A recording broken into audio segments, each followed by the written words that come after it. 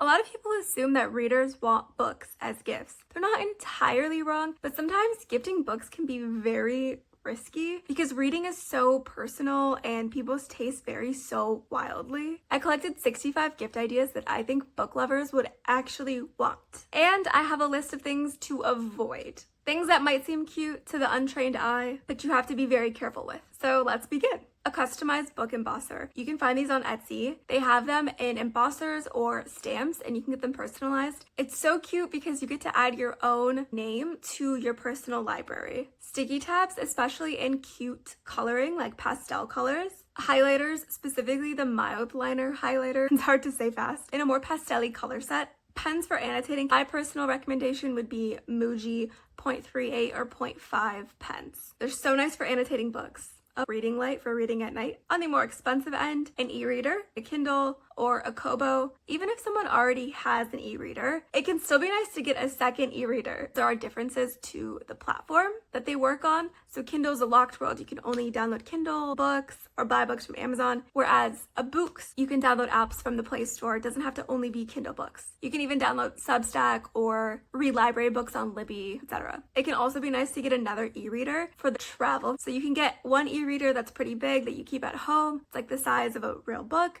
And then you can get a mini e-reader. For example, I have the Books Palma, which is the size of a phone and it's very easy to travel with, or a more lightweight, smaller, compact Kindle that's easy to take on the go and put into a purse. A bookish advent calendar can be fun. Some of them are kind of disappointing, but there are some that are for children where they give you a new book a day. I found one book advent calendar. Each day is a different challenge and the gifts are very small, but the reading challenge is the thing that's the fun part. An e-reader case, an e-reader case insert. For example, I have this clear case. People put different color inserts into the case that they can decorate. Bookish stickers. You can find sets of like 100 stickers for $3, which is pretty amazing. They have a lot on Etsy. The one thing I'd watch out for is that you might not realize when you're purchasing them, but a lot of them can skew more romance and smut related. If that's not of interest to the person you're gifting for, just watch out as you're purchasing those. Though semi-impersonal, you cannot go wrong with a gift card to a local bookstore. There's no reader who wouldn't want that. A subscription to a service where they send you books every month. There are different kinds. There might be some that are local to you. Book of the Month is the one that's the most popular, where they send you a book every month. But I know there are other more boutique ones where you can tell them your personal taste and they'll handpick a book for you. A wooden diorama set with a bookstore theme. A fuzzy blanket to cozy up while reading. A book-themed tote bag to carry your books on the go. Can be bookstore branded. We see a lot of people carrying Daunt Books tote bags. There's the Strand in New York, even like the British Library, the New York Public Library, or you can find tote bags with books on them or with book quotes, like a bag that says, "This is full of books." A subscription to a literary magazine like the New Yorker or the Paris Review. A bed tray to hold your book on. A purse that fits a book perfectly or a Kindle perfectly. A cute writing utensil bag for your pens, markers, highlighters while you're reading. You'd have to be careful here, but a very fun idea would be to steal someone's e-reader and preload books onto it for. Only do this if you are very close to them or ask their permission. If you're very close to them, then a super comfy reading chair, a bit more of an extravagant gift. A sit-up in bed type of pillow like this one to support your back while reading in bed.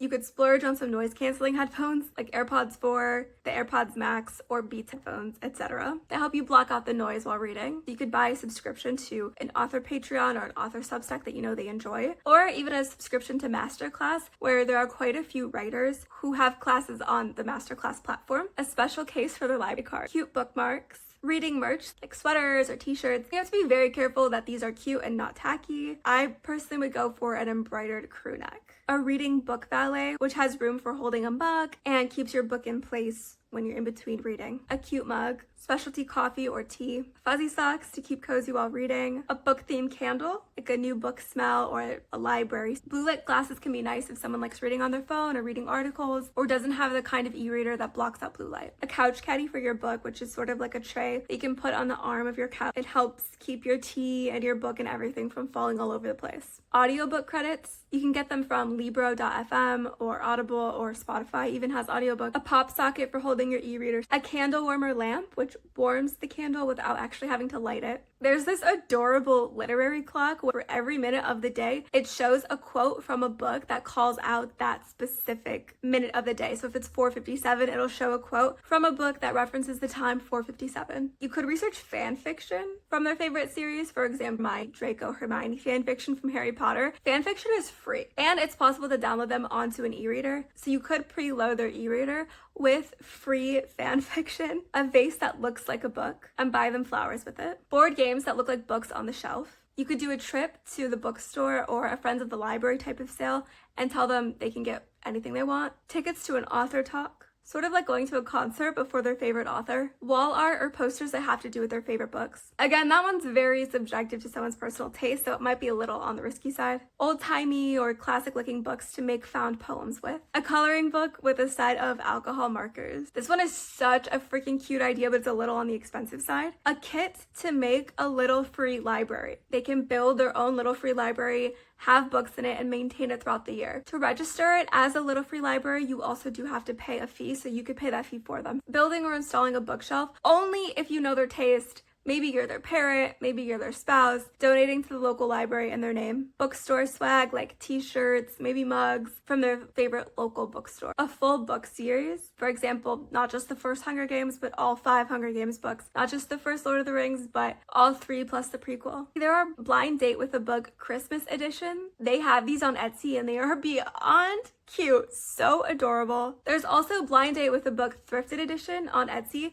Those are much more budget friendly. And there's the classic Blind Date with a Book, fully decked out edition with highlighters, markers, tabs, pens. Blind Date with a Book Classic Edition. Your local bookstore probably has these. They don't come with all of the accessories and bells and whistles, but it would be a book picked out by your local bookseller, wrapped in a cute way. Or you could DIY a blind date with a book. You pick out the book, you write a little synopsis of what the book is about, and you could pack your own highlighter, pens, etc. with it. You could give a graphic novel, and if you really want to give a book, I would recommend memoirs. Memoirs are the best types of books to gift. You give a memoir from their favorite author, a memoir written by a child star that they used to watch, a memoir from a chef, or people that inspire them, or if they're sports fans, there are many types of sport memoirs, or a book that's been signed by their favorite author. You could get them what you already know to be their favorite book with a special edition cover. Maybe the edges are sprayed. Maybe you found the UK version, which has a cuter cover than the US version, something like that. You could also gift a curated book set, so not just random books, but for example, here's every book that Taylor Swift references in her music, which would have Hamlet, Rebecca, books like that. Another example would be a Rory Gilmore starter pack. Here are 10 books that Rory Gilmore referenced the most. Or you could research celebrity books. For example, here's the set of books that Emma Chamberlain has read. Here's a set of books that Kendall Jenner has read. You can find these from Jack Edwards. Jack Edwards has a great series where he reads books that famous people have read. You could give those as a set of books for a gift. You could try to find their digital to be read list, like on Goodreads or Storygraph or something, and buy the books that they've marked want to read. A lot of independent and local bookstores carry locally published authors. It's fun because it's a more rare and local type of book. And finally, these are some things that I would be very careful with. I would be very careful with buying random fiction unless you know this person's taste super well. And even if you know their taste very well, you might pick the perfect book for them, but they've probably already read it, which is what makes buying books very tricky. I would be cautious with anything